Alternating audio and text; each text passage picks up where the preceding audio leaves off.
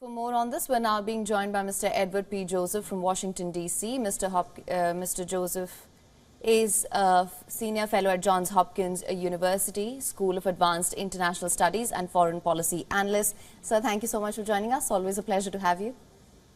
Good to be with you. Sir, now I want to begin by asking you, do you feel Israel can negotiate further given the mounting internal as well as international pressure on the Netanyahu government to bring back the hostages? That remains a point of contention, as you know. Well, that's exactly the centerpiece of what we all hope for, which is a break from this terrible fighting, which, of course, is inflicting a terrible toll on Palestinian civilians. And we saw just on Monday that the risks to the Israeli army, with some 24 Israeli soldiers who were killed in fighting in Gaza. And of course, all of this stems from this terrible attack of October 7th and the revelation, of course, that Hamas, instead of spending the enormous sums of money that it was receiving on supporting the Palestinian people in Gaza, was building some, over estimates say now, over 300 miles of tunnels, longer even than the London metro in London, so the underground. So the question is now how to stop the suffering of the Palestinians and this continuous fighting in Gaza, and of course the volatile situation in the region.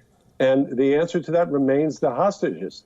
The seizure of the hostages on October 7th by Hamas, and this is at the centerpiece of negotiations, apparently led by Qatar, along with Egypt, to determine this. And apparently there was an offer put forward by the Israeli side for a 2-month ceasefire, 2 months ceasefire for the release of the hostages. And there are, of course, reports of other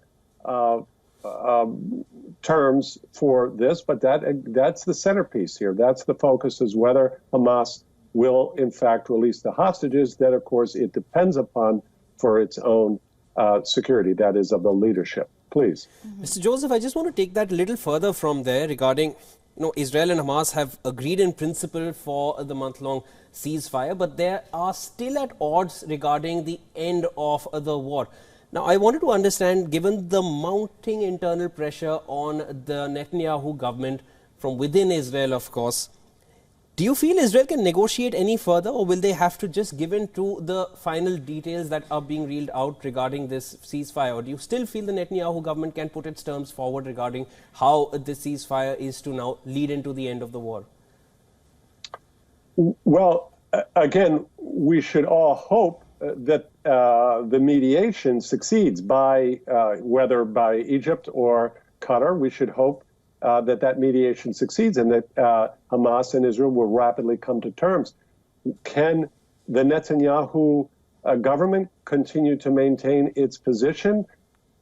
I see no signs that there's some type of weakening in Israel. Yes, it's true. There's internal pressure, great internal pressure from the families of the hostages on the prime minister. But, it's very difficult if in a negotiation to signal that you're susceptible to weakness and you can't hold on to your position. That's not a good place to be in a negotiation. And I just don't see those indicators that Prime Minister Netanyahu is somehow ready to give in. He's made continuous statements, even, for example, after this recent meeting with the British Foreign Minister David Cameron, of intention to continue.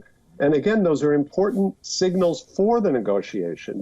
They go exactly to your very important question that you're asking. Please. Sir, I also wanted to understand, one, of course, what do you think is the larger game plan here? What is Israel actually trying to achieve? Because we've seen the situation remains volatile. They've always maintained that this war is against Hamas, but we're seeing the death toll in Gaza mount.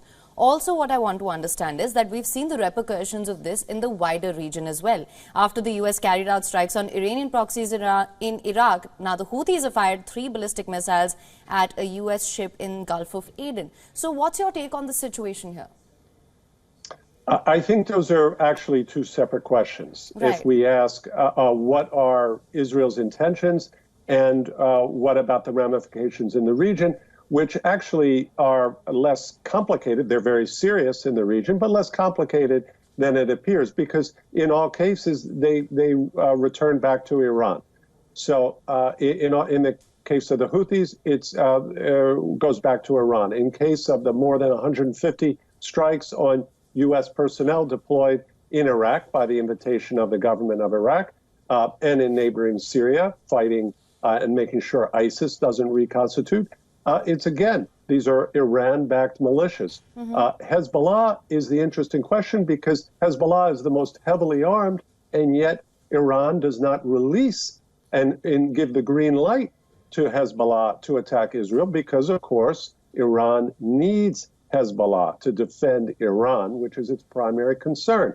Iran's concern is not the Palestinians. Iran's concern is Iran. And we saw that, of course, with the exchange, as you all well know, in Pakistan, the strike in Pakistan on the 16th of January, in which Pakistan retaliated, as was expected, on the 18th of January. This followed the January 3rd terrorist attack in Kerman, in Iran, by the Islamic State. None of this had anything to do with Israel or the Palestinians or Gaza.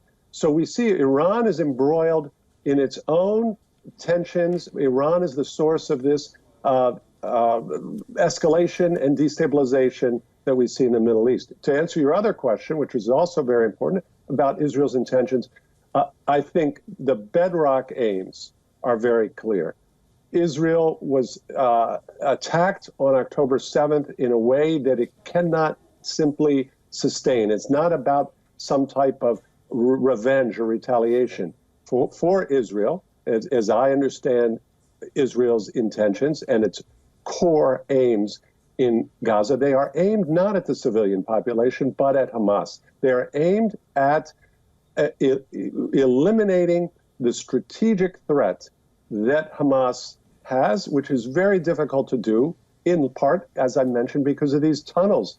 They give permanent sanctuary for Hamas to build rockets, to hold hostages, to protect its leadership while Hamas exposes the civilians to the risk of death by military strikes in Gaza. And of course, we see no effort whatsoever by Hamas to protect civilians or avoid embedding.